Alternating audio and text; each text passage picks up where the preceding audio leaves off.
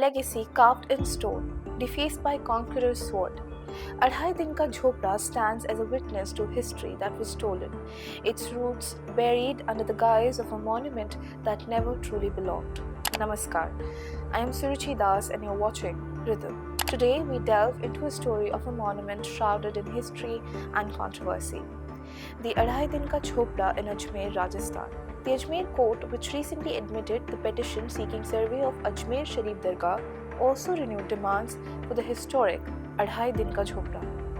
The structure, touted as a mosque, is often celebrated as an architectural marvel of Indo-Islamic era, but a closer look reveals a tale of destruction, appropriation, and a legacy stolen from Hindu and Jain communities. As highlighted by Ajmer Deputy Mayor Neeraj Jain, there has been evidence of a Sanskrit college and temple in the Jhonpra. It was demolished by invaders the same way they demolished historical education sites of Nalanda and Takshila. The Archaeological Survey of India says that the name of the monument possibly derives from the fact that a fair used to be held there for 2.5 days. Another tradition traces the origin of the name to the fakirs who made it their temporary abode when they visited Ajmer.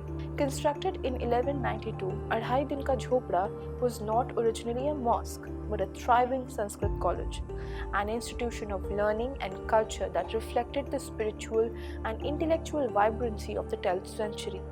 Designed by Abu Bakr of Herat under the orders of Muhammad Ghori, this structure arose after Ghori's victory over Prithviraj Chauhan in the Second Battle of Tarain.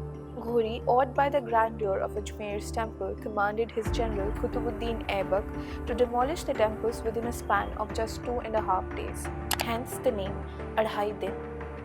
The result was not a mosque built from scratch, but a hastily constructed screen wall erected in front of Grand Jain temple to facilitate Ghori's prayers.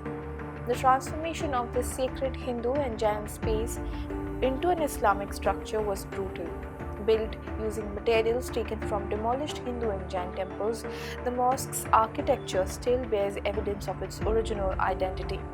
The pillars inside, heavily adorned with intricate carvings, are unmistakably Hindu in design.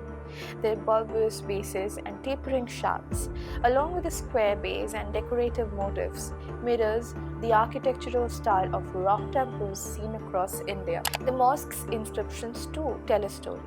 While the arches bear Quranic verses, the Sanskrit inscription atop the main gate silently acknowledges the original purpose of this historic site. Artifacts such as panels from popular Sanskrit dramas like Harakeli Natak and Lalita Vigraharaja Natak were defaced and displaced, the remnants now housed in the Rajasthan Museum. Though hailed for its architectural brilliance, much of the credit belongs to the Hindu artisans who crafted it under the supervision of Afghan overseers. Alexander Cunningham and D.R. Bhandarkar, in their archaeological reports, highlight the delicate sharpness and endless variety of the tracery, a testimony to the skills of original craftsmen, not the conquerors.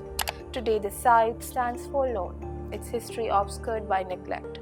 What should have been preserved as a symbol of India's ancient architectural and cultural prowess now serves as a reminder of the destruction inflicted by invaders. The story of Adhai Din ka Jhonpra raises significant questions about the erasure of Hindu heritage under the guise of conquest. Now, such monuments born of destruction and reappropriation dilute the narrative of India's rich past. Recognizing the true origins of such sites is not just an act of historical justice, but also a step forward reclaiming cultural pride. This monument is a silent witness to the endurance of a civilization that refused to be erased. It's time to revisit these chapters of history and ensure that India's heritage gets the respect and preservation it rightfully deserves. Jai Hind.